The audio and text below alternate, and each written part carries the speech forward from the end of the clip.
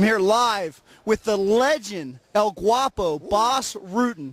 Bas, let me ask you a couple questions real quick. We just witnessed a great IFL event. You're really the spokesperson of the IFL. You're that face of the IFL. How much has this sport evolved in the last 15 years since you were the guy jumping around Pancrase, knocking people out, kicking them out of rings? How much has the sport changed since then? Oh, it changed a lot. You know, I said it after my first fight in Japan. I knocked a guy out, Japanese dude out, and the next guy, nobody knew me. They put babies in my hands on the street and making pictures, and I go, whoa, this is insane. I said, this is going to be the biggest thing within 4 years. And I was 7 years off because it took 11 years. But then, you know, Dana White came along, and he made The Ultimate Fighter, and he brought it really out, you know. So we got to really, you know, if you think about it, we got to thank Dana about it. Yeah, there's no question. Let me ask you another question. With a product like the IFL that has 4-minute rounds, they've taken elbows out of the equation. How much has that affected the game? Now we're talking about a 2-year-old company. It does it a lot. You know, right now also we're going to have a hexagon. It's going to be in August. It's going to be started.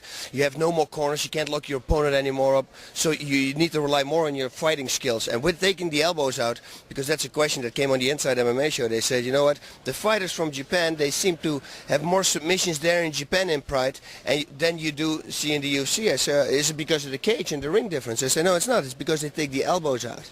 You know, if you're on top and you can choose between giving somebody an elbow or going for a straight armbar, well, if you go for a straight armbar, you have the risk of that guy escaping the armbar, and then you're in the worst position. So that's why everybody picks the elbows above the submission. So I really think that with it taking that out and then now the hexagon coming up, I think you really need to be very technical. Now, even on a 5-round fight, we're only talking about an athlete fighting 20 minutes. Yeah. That's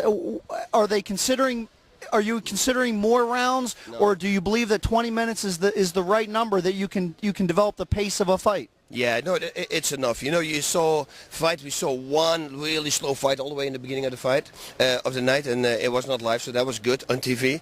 But as you saw that fight with Toros Savicius and Ryan Schultz, it was like exactly, you know, perfect, like a steak. You know, you make it perfect to the. They were tired at the end, but they threw out 5 rounds of unbelievable action.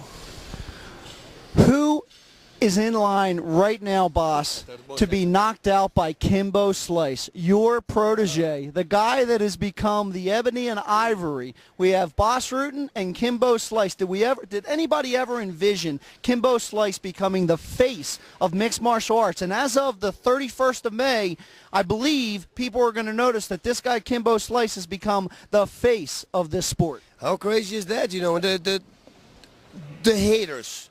Don't blame this on Kimbo. He's got 3 fights. Yes, you're right. You know, he didn't prove himself. Yes, you're right.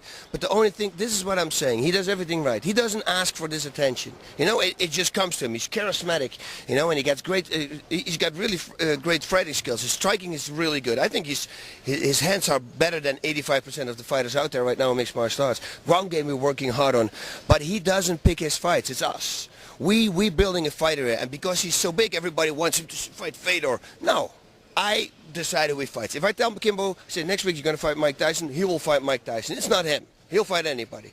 But it's me, and it's the management. And we say, okay, we build him up just like anybody else, you know, and we slowly but surely we turn him into a good fighter. So in like 2 or 3 more fights, then we're going to go for top 10 fighters. And then still, that will be after 6 fights, fighting a top 10 guy.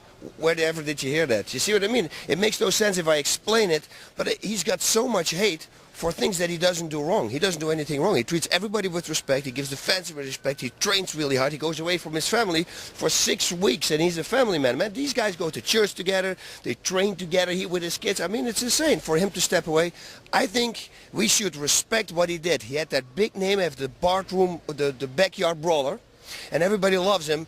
But now he takes it to a professional level, and you know he can lose everything. Ciao. El Guapo, handsome devil in a cage. Live a hook king, turn a brute to a page.